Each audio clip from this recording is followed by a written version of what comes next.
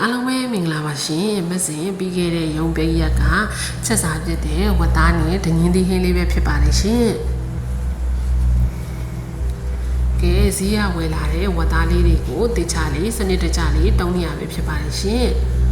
အသားနဲ့အခောက်လေးပေါ့နော်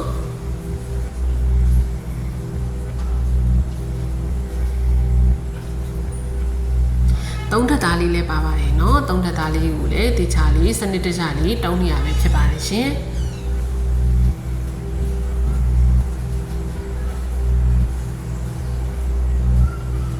ကဲသုံးထပ်သားလေးတွေကိုတောင်းပြီးပြီဆိုလို့ရှိရင်เนาะအသားလေးတွေကိုလည်းတောင်းပါမယ်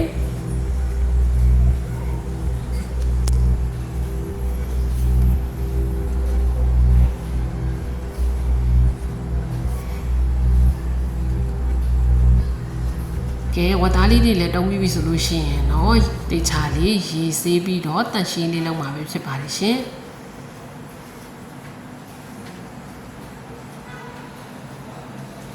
ကဲတန့်ရှင်းလုပ်ပြီးသားလေးဝတ်သားလေးတွေကိုစားပြနေမှာပဲဖြစ်ပါတယ်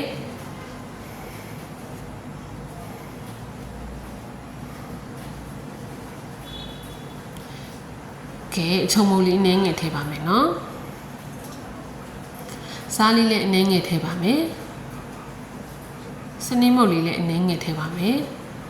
ကဲအားလုံးထည့်ပြီးပြီဆိုရင်တော့တေချာလေးနှက်ဆက်အောင်နေပြီးနေရပဲဖြစ်ပါတယ်ရှင်ခဏလေးနှက်ထားပါမယ်နော်ကဲခုနစားပြနေထားတဲ့ဝတ်သားလေးတွေကိုအပေါ်ကျော်လေးတင်းသွားအောင်လို့မစင်ကတော့အိုးပူလေးထဲမှာထည့်ပြီးတော့လှော်နေရပဲဖြစ်ပါတယ်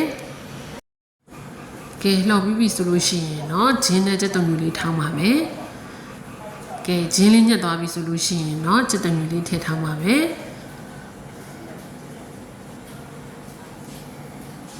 ကဲဂျင်းရောကြက်သွန်မြူရောညက်သွားပြီဆိုလို့ရှိရင်เนาะငုတ်သီးစိမ့်မော်လေးအနည်းငယ်ထည့်ပြီးထောင်းပါမယ်ကဲအိုးလေးလည်းပူလာပြီဆိုလို့ရှိရင်เนาะစီလေးစထည့်ပါမယ်ခုနဂျင်းရဲ့ကြက်သွန်ပြူရဲ့ငရုတ်သီးရဲ့ထောင်းနာတာလေးကိုစီလေးစတက်နေတာပဲဖြစ်ပါတယ်ကဲစီလေးကိုရွှေဝါရောင်တန်းတဲ့အထိပေါ့နော်တက်ပေးပါမယ်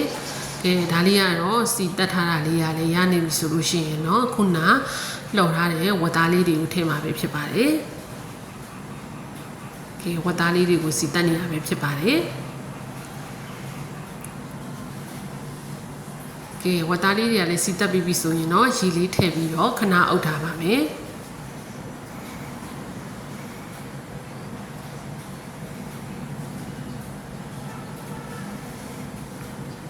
ကဲဒါဆိုရင်တော့ဝတ်သားတွေကကြက်တဲ့အနေထားရောက်ပြီဆိုရင်တော့ပြုတ်ထားတဲ့ဒညင်းသီးလေးတွေထည့်ပြီးတော့ချက်ထားမှာပဲဖြစ်ပါတယ်ကဲဒါဆိုရင်တော့အရန်စားကောင်းတဲ့ဒညင်းသီးနဲ့ဝတ်သားချက်တာလေးရပါပြီရှင်